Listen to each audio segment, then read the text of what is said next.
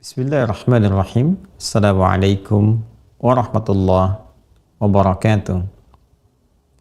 Alhamdulillahi rabbil alamin. Wassalatu wassalamu ala rasulillahil karim. Sayyidina Muhammadin al-amin. Wa ala alihi wa sahbihi wa dhurriyyatihi wa ummatihi ila yaumiddin wa ba'd. Saudara-saudariku dimanapun Anda berada, alhamdulillah bersyukur kepada Allah Subhanahu wa Ta'ala atas semua kesempurnaan nikmat yang dikaruniakan kepada kita, khususnya dalam mengiringi ibadah kita di bulan Ramadan yang insya Allah penuh berkah ini. Semoga seluruh rangkaian ibadah yang telah kita tunaikan sampai detik ini berkenan diterima oleh Allah Subhanahu wa Ta'ala dengan penerimaan terbaik insya Allah. Teman-teman dimanapun Anda berada, di pertemuan yang lalu kita telah mengawali ta'lim kita seputar kisah para nabi dan rasul Allah Subhanahu wa Ta'ala yang bertugas membimbing umat manusia dalam perjalanan hidup di muka bumi ini, membawa misi sebagai khalifah sekaligus dalam rangka menyempurnakan penghambaan terhadap Allah Subhanahu wa Ta'ala. Di pertemuan lalu kita telah membahas tentang awal diciptakannya manusia pertama, Nabi Adam alaihissalam.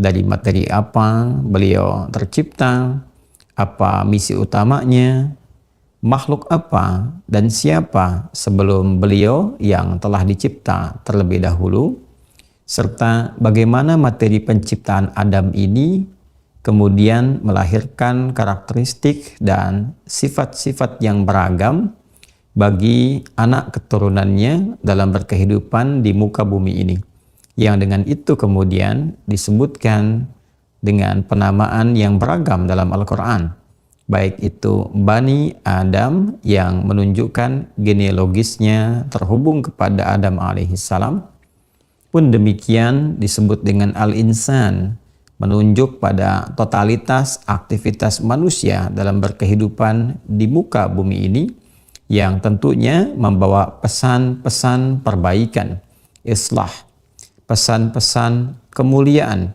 seperti melekat pula kemudian pada penamaan Adam alaihissalam. Manusia juga disebut dengan Al-Ins, yang membawa makna penampakan, kelembutan, juga nama Bashar, menunjuk pada tampilan kulit yang halus, baik, dan juga membawa kesan bahwa dalam dirinya berkumpul dua paradoks antara takwa dengan nafsunya, kecenderungan kepada kebaikan dan katalis yang sejatinya mempercepat kebaikan itu muncul, namun berupa lawan dari karakter-karakter kebaikan dimaksud. Kita akan membahas di pertemuan kali ini lanjutan dari kisah pertemuan lalu terkait bagaimana Adam alaihissalam disampaikan oleh Allah Subhanahu wa Ta'ala kepada para malaikat dan juga satu kalangan jin yang hadir pada saat itu, yang kita telah bahas dengan nama Azazil. Referensi yang kita ambil dari kitab Al-Bidayah wan Nihayah jilid pertama karya Al-Imam Ibnu Katsir rahimahullah. Seperti kami terangkan sebelumnya, bahwa bumi yang sudah tercipta itu dihuni pertama kali oleh kalangan jin yang mulanya diberikan kesempatan oleh Allah untuk berkehidupan di bumi itu, namun banyak berbuat kerusakan, pertumpahan darah, yang dengan itu kemudian Allah Subhanahu wa Ta'ala menginformasikan kepada kalangan malaikat bahwa Allah akan berkenan menghadirkan makhluk baru yang membawa risalah, penyempurna, kemuliaan, pemakmur yang saling menggantikan sekaligus menggantikan wujud keberhidupan jin dan keberaktivitasan jin yang ada di bumi pada masa itu. Karena itu, bila di pertemuan yang lalu saya mengutip satu keterangan yang disampaikan oleh Al-Imam Ibnu Katsir dalam kitab beliau Al-Bidayah wan Nihayah, dari 21 jilid itu kita tampilkan jilid pertama di pertemuan lalu, Sekarang kita perkuat juga dengan referensi tafsir dari kitab Jami'ul Bayan karya Al-Imam At-Tabari, termasuk tafsir yang otoritatif dari 16 jilid. Kita temukan di jilid yang pertama di halaman 262. Jilid pertama halaman 262. Di sini beliau menukil pendapat keterangan Ibnu Abbas radhiyallahu taala anhuma dan beberapa pakar-pakar yang lain ahli Al-Quran dari kalangan sahabat ridwanullah alaihim jami'an ataupun juga kalangan-kalangan tabi'in. Semoga Allah merahmati seluruh mereka dengan rahmat yang sempurna tentunya. Kita ingin kuatkan dulu supaya tercitra pemahaman yang utuh di benak kita, dalam pemahaman kita semua tentang bagaimana suasananya ketika Adam diberikan risalah itu, misi itu, dan diperkenalkan risalah ini, misi utama ini di bumi kepada malaikat dan juga jin yang tempo lalu telah kami infokan disebut dengan Azazil, yang di dalam keterangan Al-Bidayah wan Nihayah diambil itu salah satunya ke alam langit. Ya, di antara tujuannya kemarin kita sampaikan boleh jadi dikehendaki untuk belajar dari keutamaan malaikat, tingkat ubudiyah yang sangat sempurna, la ya'sunallaha ma amarahum wa yaf'aluna ma yu'marun, mengerjakan perintah dengan sempurna, tidak bermaksiat kepada Allah, berbeda dengan kalangan jin yang dicipta sejatinya untuk berkehidupan, membangun, memakmurkan di bumi, tapi banyak berbuat kerusakan, banyak berbuat pertumpahan darah, sehingga Allah berkehendak untuk mengirimkan pasukan dari malaikat, mengusir mereka, meminggirkan mereka dari keberhidupan di bumi dan digeser ke belahan samudra. Nah, ada satu yang diangkat itu dalam keterangan Al-Bidayah wan Nihayah, itulah yang kelak diberi nama dengan Azazil, viral namanya dengan Azazil, yaitu makhluk yang terkenal taat, ya, terkenal terhormat, sangat tinggi ibadahnya pada Allah Subhanahu wa taala sehingga sangat dihormati. Namun bukan termasuk bagian malaikat, namun termasuk dari bagian jin yang tadi disampaikan.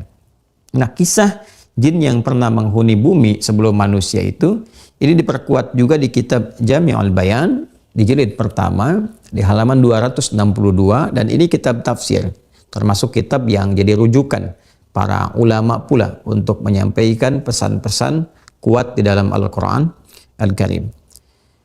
Di halaman 262 pada keterangan nomor 601 tentang hadis yang disampaikan melalui jalur sanad Al-Imam At-Tabari, beliau mengatakan, "Fahaddatsana Abu Quraib qala haddatsana Uthman bin Sa'id qala haddatsana Bishr bin Amarah an Abi Rawq an Ad-Dhahhak an Ibni Abbas radhiyallahu ta'ala anhuma." Jadi ini sanadnya tersambung kepada sahabat mulia Abdullah bin Abbas radhiyallahu taala anhuma, dan beliau punya gelar Turjumanul Quran, penafsir Al-Quran, yang langsung didoakan oleh Nabi sallallahu alaihi wasallam, Allahumma faqihhu fid din wa 'alimhu ta'wil. Ya Allah, mohon kiranya Engkau anugerahkan pemahaman sempurna, pahamkan ia terkait makna-makna Al-Quran dan ajarkan kepadanya takwil, untuk memahami makna terdalam dari kandungan Al-Quran.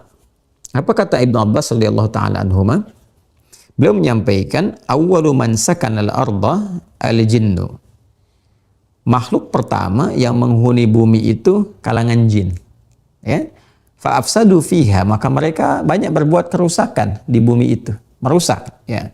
Wa safaku fiha dima, dan mereka banyak menumpahkan darah, bertikai, berperang dan sebagainya, kan? Wa qatala ba'dhum ba'dha, dan mereka saling membunuh satu dengan yang lainnya. Jadi ini untuk menguatkan informasi bahwa sebelum bumi ini dihuni oleh manusia, ada kalangan jin yang berkehidupan namun banyak berbuat tindakan-tindakan yang anarkis di dalamnya. Banyak merusak, banyak menumpahkan darah, sehingga Allah Subhanahu wa taala berkenan mengutus malaikat untuk bisa menertibkan tindakan-tindakan mereka itu dan menggeser aktivitas mereka ke arah samudra. Bahkan nanti ada keterangan juga, sebagian juga diarahkan ke puncak-puncak bukit atau puncak-puncak gunung. Nanti kita akan sampai ke keterangan itu. Nah, dalam situasi inilah kemudian Allah Subhanahu wa taala ingin memberikan pelajaran baik kepada malaikat, kepada jin, tentang model bagaimana cara memakmurkan bumi itu, cara menyempurnakan perintah Allah Subhanahu wa taala, cara mengendalikan nafsu supaya tidak berbuat kerusakan, cara mengatur kehidupan, memanage keadaan supaya terukur mengikuti petunjuk Allah. Maka diberikanlah role model yang paling utama yang disebut dengan manusia itu, bashar itu, insan itu, ins itu, yang akumulasi keseluruhannya tergabung menjadi Adam alaihissalam. Dari nama Adam inilah kemudian berbagai karakter manusia, karakteristik yang bersemayam dalam jiwa kita semua hadir dan terwakili dari satu nama ini. Karena itu dalam hadis riwayat Muslim nomor hadis 2996, ketika Sayyidah Aisyah radhiyallahu taala anha ummul mukminin bertanya kepada Rasulullah SAW tentang materi penciptaan malaikat, maka dijawab oleh Nabi SAW dengan 3 jawaban utama untuk malaikat, untuk jin, untuk manusia. Khuliqatil malaikatu min nur, malaikat diciptakan dari cahaya, kata Nabi SAW, atau kama qala Rasulullah SAW, wa khuliqal jan min marijim min nar, sedangkan jin diciptakan dari api yang bergolak. Wa khuliqa adamu mimma wusifa lakum, dan Adam alaihissalam diciptakan, kata Nabi sallallahu alaihi wasallam, dari akumulasi karakteristik yang melekat pada kalian. Itu yang kita bahas di pertemuan lalu dengan materi-materi tanah yang beragam itu. Ya, dari warnanya, dari ragamnya, ada tinun lazib, ada kemudian turab, itu kan, ada solsal. Nah, akumulasi semua ini itu yang melahirkan karakteristik sifat kita. Yang kemarin saya terangkan, mohon dirujuk kembali materi lalu tentang asal nama al-ins, al-insan, bashar, dan turunan-turunan yang lainnya. Inilah yang menjadi rahasia ketika Adam ditetapkan oleh Allah, seperti kemarin kami sampaikan, sebagai khalifah. Makna khalifah di sini, para ulama menyampaikan, satu adalah pengganti dari tugas keberhidupan yang pernah dilakukan, diemban oleh jin saat berkehidupan di bumi dan tidak berhasil, maka Allah turunkan role model yang sempurna lewat tugas manusia ini. Maka disebutlah khalifah dari kata khalafa yakhlufu, yang menggantikan tugas makhluk sebelumnya yang berkehidupan. Dari kata khalifah ini pula ada makna yang kedua. Maknanya kehidupan yang saling menggantikan juga. Jadi tugasnya menggantikan, membawa kewenangan yang ditugaskan oleh Allah Subhanahu wa taala untuk menggantikan misi jin yang sebelumnya tidak sukses. Kemudian hidup manusia ini pun akan saling menggantikan. Ya, fa khalafa ba'duhum ba'dha. Maka satu dengan yang lainnya akan saling menggantikan. Ayah meninggal, lahir anaknya, anak meninggal, diteruskan cucunya, demikian seterusnya, generasi berganti sampai kehidupan berakhir. Dan yang ketiga, khalifah itu juga punya arti yang diberikan kewenangan atau otoritas untuk membangun, memakmurkan. Ini nanti yang kita baca juga, teman-teman sekalian, dalam satu riwayat yang disampaikan oleh para ulama kita di keterangan-keterangan tafsir.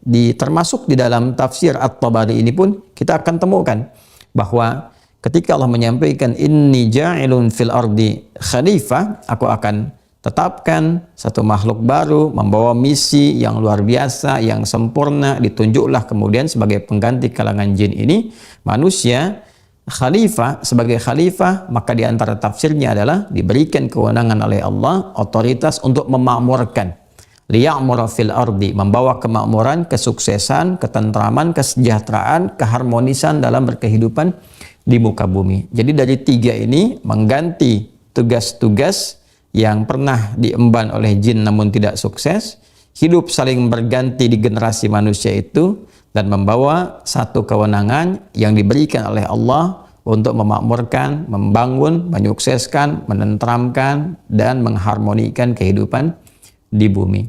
Nah, saat ini ditugaskan kepada manusia dan malaikat ada memori sebelumnya melihat bahwa makhluk kalangan jin itu merusak, menumpahkan darah. Ini yang kita tegaskan di pertemuan lalu.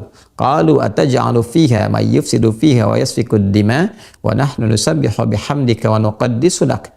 Qala inni a'lamu ma la ta'lamun. Ketika malaikat meminta pencerahan kepada Allah, ya Allah, siapa lagi yang ditugaskan di bumi ini? Apakah yang seperti kemarin yang berpotensi menumpahkan darah? ya kan? Berpotensi banyak perselisihan. Sedangkan kalau tujuannya adalah untuk menyempurnakan ibadah kepadamu, ya Allah, mohon pencerahan kami maksimal ibadah. Kami menyucikan engkau, kami memuliakan engkau, mengkuduskan engkau, dan seterusnya. Kata Allah, aku punya hikmah tertentu. Ya, aku punya hikmah yang sempurna, pengetahuan yang sempurna, apa yang kalian tidak ketahui. Maka disinilah dipresentasikan, ditunjukkan, diviralkan oleh Allah kemampuan Adam alaihissalam yang dengan bekal itu akan sempurna menjalani kehidupan di bumi dengan misi yang telah ditetapkan. Maka ayat 31-nya Allah berikan penjelas, penegas, wa 'allama Adam al-asma'a kullaha thumma 'aradahum 'alal malaikati faqala anbi'uni bi asma'i haula'i in kuntum shadiqin. Maka diajarkan kepada Adam alaihissalam bekal berkehidupan, bekal pokok, bekal utama, yang dengan bekal itu akan sempurna tugas sebagai khalifah di bumi, mengabdi kepada Allah sebagai hamba, dijalankan sampai misi itu berakhir. Dan ketika dipresentasikan kepada Adam alaihissalam berupa pengajaran pengetahuan ini, lalu dimintakan malaikat untuk menyebutkan hal yang sama, termasuk jin yang tadi ada, Azazil itu, ya, mereka tidak punya kesanggupan. Mereka tidak punya kemampuan, dan disitulah menyadari malaikat bahwa ada keunggulan di Adam ini.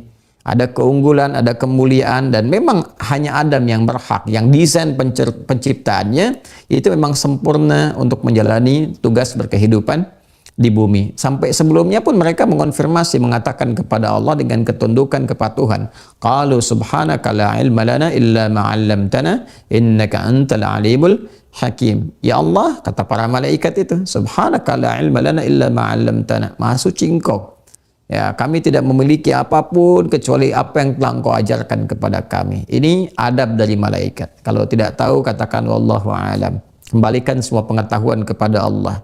Dan biasanya dari adab ini, ketawaduan ini, Allah tambahkan pengetahuan. Jadi sifat pengetahuan itu unik. Yang punya Allah, karena itu disebut al-alim. Kita yang tidak punya, serahkan, tawadhu. Jangan kesankan bahwa kita semua tahu segala hal. Ingin mengomentari segala hal, ingin menjawab segala hal. Tidak. Bersikap seperti malaikat, tawadhu. Tidak tahu, katakan tidak tahu. Dan sandarkan ketidaktahuan ini kepada Allah. Wallahu a'lam. Apa feedback yang bisa dirasakan, timbal baliknya yang kita terima ketika sikap tawadhu itu muncul, maka Allah berkenan mengajarkan. Itu yang dimaksudkan ayat 32, ketawaduan malaikat menyerahkan pengetahuan kepada Allah. Ayat 33 muncullah kemudian tambahan pengetahuan itu. Qala ya Adamu ambihum bi asma'ihim. Maka Allah berfirman, Adam, coba sampaikan, presentasikan kepada malaikat. Azazil, beritahu mereka semua. Ya, maka ketika disampaikan itu, mereka semua menyadari dengan takjub dengan apa yang telah Allah tetapkan, maka Allah tegaskan. Perhatikan di akhir ayat 33 ini. Ini kata kunci pembahasan kita di kesempatan kali ini. Falamma amba'ahum bi asma'ihim qala alam aqul lakum inni a'lamu ghaibas samawati wal ard wa a'lamu ma tubduna wa ma kuntum taktumun. Wa a'lamu ma tubduna wa ma kuntum taktumun. Ini yang kita garis bawah ini, kalimat bagian akhirnya. Kata Allah, dan aku tegaskan, aku maha mengetahui, sangat mengetahui apa yang kalian tampakkan dan apa yang kalian sembunyikan. Saya highlight bagian terakhirnya saja. Saya highlight bagian terakhir karena ini yang mengantarkan pada pembahasan pokok kita kali ini. Di bagian akhir, Allah ingin menegaskan setelah memerintahkan Adam menyampaikan tentang ilmu perangkat yang Allah berikan kepada beliau guna menyukseskan misinya di bumi. Setelah itu Allah tegaskan, aku maha mengetahui semua misteri penciptaan di langit dan di bumi, dan aku mengetahui apa yang kalian tampakkan dan kalian sembunyikan. Nah, yang menarik di sini ada komentar yang sangat indah. Pendalaman tafsir dari kalangan ahli tafsir tentang ayat ini. Kalau kita baca, teman-teman, di beberapa referensi tafsir, kita ambil otoritatif misalnya Al-Quranul Azim karyanya Ibnu Katsir atau yang lainnya bahkan. Yang pertama, matubdud itu digarisbawahi sebagai ekspresi malaikat. yang memang menampakkan malaikat itu apa adanya, nggak punya bakat salah gitu, ya, nggak punya bakat menyimpang. La ya'sunallaha ma amarahu. Mereka nggak kenal maksiat. Itu yang di Quran surah ke-66 At-Tahrim ayat yang ke-6 itu. Karena nggak kenal maksiat, mereka kenalnya konfirmasi, minta pencerahan kebaikan. Karena itu mereka tampakkan, ya Allah, ini akan ditugaskan sebagai khalifah ini, apakah berpotensi seperti yang kemarin, kan, merusak, kan, menumpahkan darah dan sebagainya. Tampak apa adanya saja, maka Allah berikan pencerahan pada mereka. Tapi ada satu bagian di ayat itu yang menjadi penutup, wa ma kuntum taktubun, dan apa yang disembunyikan. Ada sebagian komentar ahli tafsir termasuk Al-Imam Ibnu Katsir mengomentari bagian penutup ayat ini, wa ma kuntum taktumun, inilah yang bersemayam dalam kolbunya Azazil. Kolbunya dari kalangan jin itu yang bukan malaikat, yang memang tidak seperti bakat malaikat, tidak kenal salah. Ada yang disembunyikan di dalam jiwanya, dalam hatinya. Dan itu masih tampak. Ya, sesuatu yang tersembunyi di hati itu akan tampak saat diberikan perintah untuk mengekspresikan. Ya, jadi kalau kita misalnya orang tua ini ingin melihat bagaimana anaknya bisa taat atau tidak, sepakat dengan tidak apa yang orang tua mintakan. Dari 3 anak Anda bisa uji. Ya, sekarang anak-anakku semuanya, yuk kita beres-beres dulu. Maka ekspresi akan macam-macam. Yang satu mengatakan, siap Abi, gitu kan. Yang kedua mengatakan, sebentar ya Umi. Yang ketiga mengatakan, kenapa sih harus beres-beres? Nah, itu suasana hati. Ya, itu sesuatu yang bersemayam di jiwa keluar lewat ekspresi minimal dari perkataan lisan. Maka ayat 34 mengonfirmasi ayat 33 ini dengan perintah Allah. Maka Allah perintahkan untuk menampakkan kepada malaikat pada masa itu, kepada Adam alaihissalam, dengan juga nanti kepada kita semua selaku hamba-hamba Allah, supaya mengambil inspirasi dari kejadian itu. Maka diperintahkanlah oleh Allah supaya kalangan malaikat itu dan Azazil yang ada pada saat itu untuk hormat kepada Adam atas perintah Allah.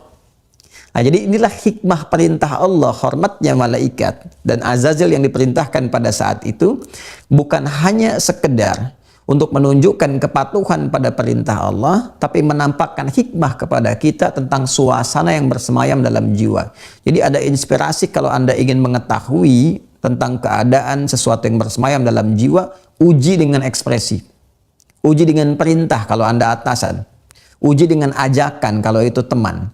Ya, kalau dia cenderung tidak suka, ekspresi nggak nyaman, berarti ada sesuatu yang tersimpan dalam jiwanya dan itu belum tuntas diuraikan. Maka muncullah perintah di ayat 34. Wa idh qulna lil malaikati isjudu li adama fasajadu illa iblis aba wastakbara wa kana minal kafirin. Maka dengan keagunganku, kata Allah. Nah, di situ jangan diartikan bentuk jamak menunjuk kepada Allah, bukan. Kalau terkait uluhiyah selalu tunggal. Wa ma khalaqtu, khalaqa itu kembali kepada Allah, tu. Wa ma khalaqtul jinna wal insa illa liya'budun. Tapi kalau sesuatu menunjuk pada rububiyah, perawatan, penampakan keagungan, penguasaan pada semesta, Allah menampilkan keagungannya dengan bentuk ta'zimun nafsi li ta'zimi sya'ni. Itu sudah rumus dalam bahasa Arab. Jadi gunakan kaidah gramatikal bahasa Arab untuk memahami segala ungkapan yang diungkapkan dalam bahasa Arab. Dan Quran itu paling fasih bahasa Arabnya. Dan itu sumber gramatikal. Karena itu cara mengartikannya ta'zimun nafsi li ta'zimi sya'ni. Menunjukkan satu informasi yang besar dan mengantarkan itu dengan keagungan yang menyampaikannya. Jadi kalau kita terjemahkan wa idh qulna lil malaikati isjudu, dan ketika dengan keagunganku, kata Allah, aku firmankan, aku perintahkan. Artinya perintah Allah ini agung. Saking agungnya Allah menghadirkan zatnya, keagungannya sebelum mengawali perintahnya. Aku perintahkan dengan keagunganku semua malaikat dengan Azazil sujud hormat kepada Adam. Ini perintahnya. Jadi sujudnya bukan sujud penyembahan tapi hormat. Fasajadu, maka semua hormat. Ya, semua hormat karena perintah Allah. Illa iblis, kecuali iblis. Aba, dia enggan untuk hormat, wastakbar, dan dia sombong. Ya, wa kana minal kafirin, dan termasuklah dia yang terhalang pada masa itu. Ya, kafirin kan dari kata kafara. Ya, kafara yakfuru, pemiliknya disebut kafir, jamaknya kafirun, kafirin.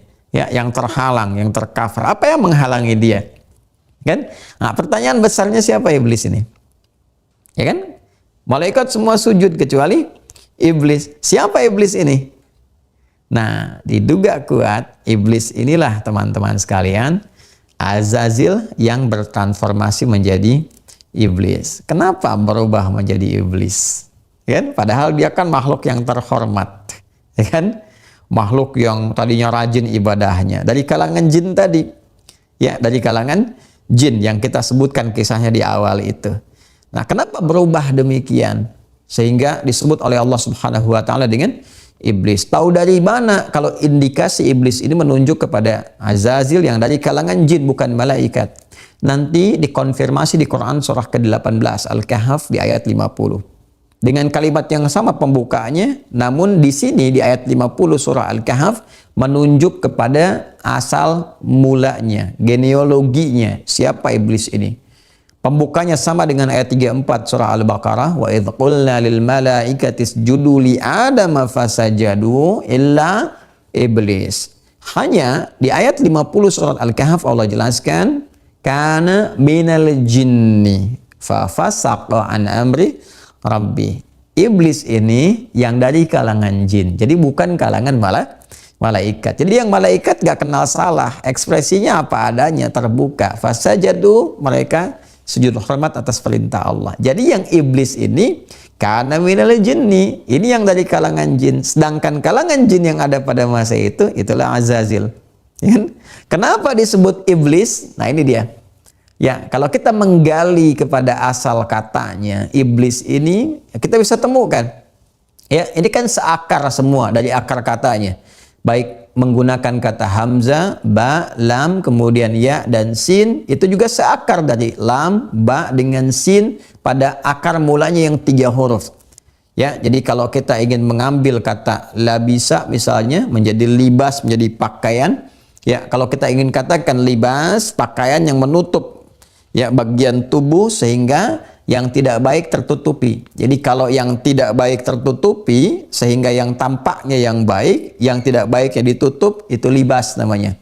Ya, walibasut taqwa dzalika khair. Tapi kalau dibuka itu yang tidak baiknya, ya menutup yang baiknya. Ya, yang baik itu ada tadinya tampak, ditutup oleh yang tidak baik. Nah, itu iblis namanya. Ya, jadi seakan Allah merubah namanya dari yang terhormat menjadi yang terlaknat, yang tertutup kebaikannya itu dengan keburukan. Jadi kamu ini udah bagus ya, tipikalnya udah berbeda dengan jin yang tadinya suka bikin ulah, bikin ribut, menumpahkan darah, ya bertindak kriminal dan sebagainya, sering bersengketa. Ditarik belajar sudah bagus, tapi ternyata dari kisah ini terlihat ada keangkuhan nih. Ya, aba wastakbar, enggan untuk sujud karena sombong, enggan mematuhi perintah Allah karena sombong. Maka disebut oleh Allah kesombongan itu menutup ketaatannya. Sombong itu kan buruk kalau pada makhluk, ya kan? Ya, ketika tertutup ini menjadi buruk, taatnya nggak muncul, jadi fasik dia karena kesombongannya itu, maka Allah menyebutnya dengan iblis, tertutup kebaikannya dengan keburukannya. Ya. Dan ada fakta menarik. Fakta menarik ini diungkap juga oleh Al-Imam At-Tabari dalam tafsirnya ini, jilid yang pertama halaman 262. Disebutkan oleh beliau, ternyata iblis yang sempat ikut ini sebelumnya jadi Azazil ini, itu juga pernah ya diperintahkan oleh Allah Subhanahu wa taala, bahkan karena ketaatan tadinya baik itu diperintahkan untuk ikut dalam pasukannya malaikat itu yang melakukan penyisiran kalau bahasa kita sekarang, ya meneruskan untuk meminta atau mengarahkan atau bahkan mengusir ya kalangan-kalangan jin yang masih ngeyel itu untuk diteruskan ke samudra ya dengan bagian-bagian puncak-puncak gunung atau puncak-puncak bukit. Ya, kalau kita teruskan bacaannya teman-teman sekalian, ini masih di nomor 601. Qala faba'athahu Allahu ilaihim iblisa fi jundin minal malaikati. Maka Allah Subhanahu wa taala dan kemudian memerintahkan, mengutus ini yang tadi yang disebut iblis itu yang masih Azazil, ya kan? Bergabung bersama kalangan malaikat untuk apa? Ya, untuk melakukan penyisiran tuh. Sampai yang masih ngeyel jin-jinnya disebutkan di sini faqatalahum iblis wa man ma'ahu hatta alhaqahum bijazairil bahr bijazairil bukhur, karena di sini mudhaf ilaih maka a-nya berubah jadi kasrah. Hatta alhaqahum bijazairil bukhuri wa atrafil jibali. Ini menarik teman-teman. Ya. Kemudian dilakukan penyisiran, yang masih ngeyel bahkan diperangi oleh iblis, ya, sampai ada jin yang dibunuh sendiri oleh iblis, disisir oleh malaikat, sampai kemudian mereka sudah menghuni bagian-bagian samudra, laut-laut terdalam, atau nanti atrafil jibal, ya, di puncak-puncak gunung. Makanya hati-hati nih ya, kalau yang sedang naik-naik gunung dan sebagainya itu ya, ini pasti aja nih ada hal-hal yang terkait dengan mistis ya, dengan jin, dengan macam-macam ya. Ini pasti teman-teman yang pendaki punya pengalaman-pengalaman tuh ya. Atau ada juga yang diving misalnya sampai ke laut, kedalaman, atau ekspedisi samudra tertentu. Nah, itu juga ada doa-doa tertentu, baik di lautan ataupun di daratan ke puncak-puncak, ada doa-doa tertentu sehingga tidak langsung bersentuhan dengan kehidupan jin-jin tertentu yang sifatnya boleh jadi bukan jin-jin yang halus perilakunya, walaupun makhluk halus tapi belum tentu perilakunya halus. Nah, ini terjadi hanya karena tadi tersimpan dalam jiwa terdalamnya. Ini yang mungkin kita tampilkan. Kenapa kesombongan ini muncul? Boleh jadi terbaca dalam situasi ini bahwa Azazil ini merasa dia sudah lebih baik, sudah mendekati sifat malaikat, kan? Yang taat, maksudnya beribadah kepada Allah, banyak mendekat, banyak berzikir, bahkan pernah bertugas juga dengan malaikat, menyisir kalangan jin-jin itu sehingga ke samudra, ada yang di ke puncak gunung dan sebagainya, bahkan membunuh kalangan jin yang masih ngeyel dan seterusnya, kan? Nah, guna menaati perintah Allah untuk mensterilkan bumi, kan? Dari sifat karakteristik seperti itu. Nah, merasa bahwa dengan kemampuan yang sudah lebih bagus, lebih hebat, lebih baik, ya, misi khalifah itu dia rasakan seharusnya dia yang ambil. Baik, dan bisa menggantikan dari gennya, masih gen jin, kan, yang sebelumnya tidak maksimal. Dia merasa ini kewajaran bagi dia. Ya, ini tugasnya dia, ini keutamaannya dia, kan? Bukan harus Allah menciptakan makhluk baru yang bernama Adam dan seterusnya. Ini merasa dalam jiwa dia, maka dia yang lebih berhak dari situ. Nah, dari mana ini diketahui? Ini langsung dimunculkan oleh Allah sehingga terdengar langsung di lisannya iblis itu sendiri. Inilah dahsyatnya Allah kalau mengajarkan kepada kita. Jadi nggak bisa ngeles makhluknya. Ya, nggak bisa berkata, ya Allah itu kan boleh jadi firman-Mu saja, gitu kan, nggak bisa seperti itu. Ya, apalagi dengan bahasa-bahasa misalnya dalam gambarannya Allah, tidak. Allah menampakkan kepada kita real hak. Semua yang bersumber dari Allah itu hak. Al-haqqu min rabbika fala takunanna minal mumtarin. Maka dikonfirmasilah di Quran surah ke-7 Al-A'raf di ayat ke-12. Qala ma mana'aka alla tasjuda idh amartuk. Di sini. Ya. Hey, dikonfirmasi langsung oleh Allah supaya terdengar. Allah sudah maha tahu, makanya di Al-Baqarah ayat 34-nya aba wastakbar, dia nggak mau hormat itu karena sombong. Allah sudah tahu, untuk mengonfirmasi ilmunya Allah langsung disampaikan di lisan iblisnya. Hei iblis, kenapa engkau tidak mau hormat sujud kepada Adam? Ya, dan itu perintahku. Idh amartu, ketika aku perintahkan engkau, itu bukan karena hormatnya, tapi karena perintahku. Maka apa yang keluar di lisan iblis itu? Ya, ana khairum minhu khalaqtani min narin wa khalaqtahu min tin. Aku lebih hebat dibandingkan dia. Kau ciptakan aku dari api, kan? Sedangkan kau ciptakan dia dari tanah, gitu. Maka tidak level, yang tercipta dari api mesti hormat kepada yang tercipta dari tanah. Nah, inilah kesombongan yang muncul. Sekam yang ada dalam jiwanya, merasa lebih pantas, dan sekarang harus dilampaui oleh makhluk baru, mengalahkan golongan jin dengan tugas yang istimewa itu, dan dia merasa seharusnya dia yang muncul dan sebagainya. Tertutuplah hasil dari ibadah yang panjang itu, ketaatan itu, oleh satu kotoran yang berupa kesombongan yang diambil oleh makhluk bernama iblis itu. Maka hilanglah sifat-sifat penghambaan, pengabdian, dan celakanya kesombongan yang sengaja diterapkan oleh makhluk itu bisa menutup pintu hidayah. menutup hidayah. Makanya kafirin wa kana minal kafirin, tertutup, tercover. Ya, jadi peluang hidayah itu tercover, tertutup oleh kesombongannya itu. Ya, makanya ketika Allah berikan peluang sebetulnya untuk tobat, dia nggak tobat. Dia nggak tobat, itu persoalannya. Karena apa? Sombong. Karena itulah sejak itu Allah mengharamkan kesombongan, dilekatkan pada pakaian manusia. Dan jelas dalam hadis qudsi, keagungan itu jubahku, kata Allah. Siapa yang berupaya mengenakan jubahku dalam kehidupannya, maka aku haramkan surga untuknya.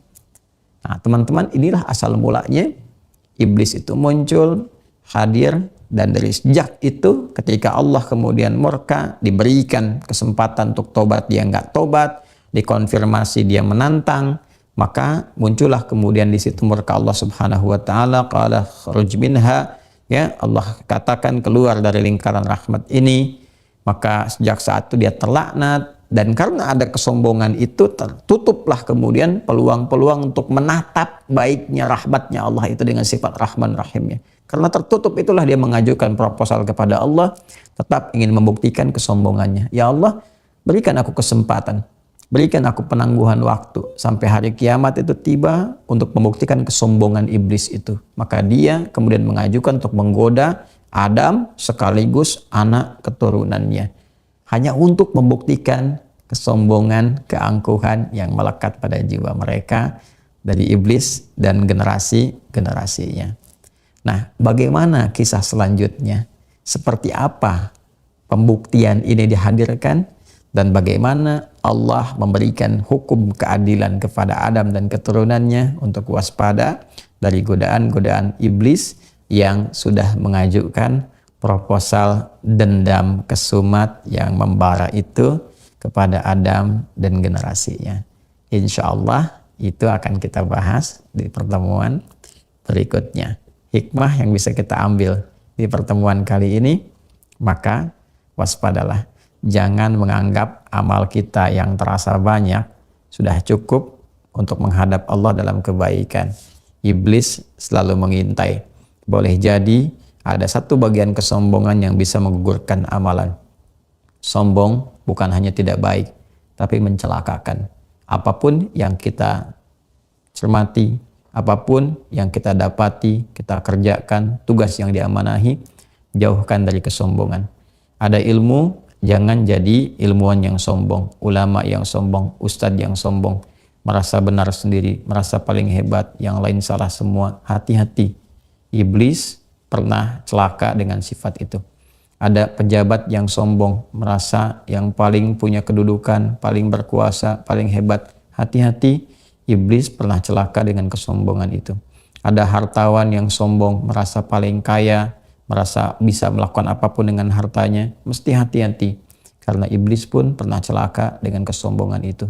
Maka apapun yang Allah titipkan kepada kita, syukuri, tetap rendah hati, dan Ramadan melatih kita untuk menyempurnakan semua itu.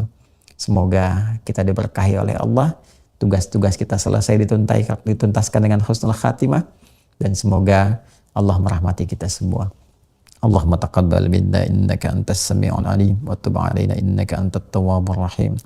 Allahumma inna nas'aluka khaira ma sa'alaka rasulukal mustafa sayyidina Muhammad sallallahu alaihi wasallam wa na'udzubika min kulli ma sta'adha bika anhu habibukal mustafa nabiyuna Muhammad sallallahu alaihi wasallam. Rabbi ya Allah, Rabbana inna na'udzubika min hamazati syayatin wa na'udzubika ay yahduruna. Taqabbal minna siyamana wa qiyamana wa ruku'ana wa sujudana wa tammim taqsirana ya Allah ya rabbal alamin. Wa sallallahu ala sayyidina Muhammad wa ala alihi wa sahbihi ajma'in wa akhiru da'wana subhanakallahumma wa bihamdika nashhadu an la ilaha illa anta nastaghfiruka wa natubu ilaik walhamdulillahi rabbil alamin. Assalamualaikum warahmatullahi wabarakatuh.